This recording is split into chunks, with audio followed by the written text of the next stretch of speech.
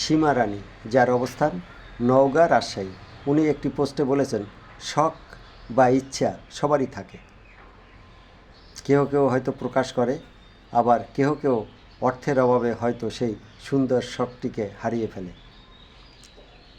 আসলে বিষয়টা এরকম।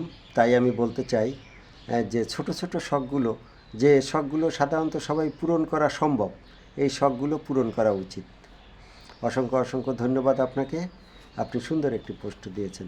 আসলেই শখ সবারই থাকে। আমরা হয়তো অনেক সময় অনেককে হয়তো আন্ডার এস্টিমেট করি, যে হয়তো সে বুঝতে পারে না, বা তার মনে হয়তো এই বিষয়টি উকি নাও দিতে পারে। আসলে বিষয়টা এরকম না।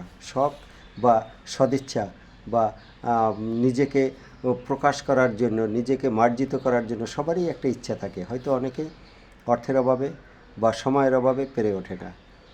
অসংখ্য অসংখ্য ধন্যবাদ আপনাকে।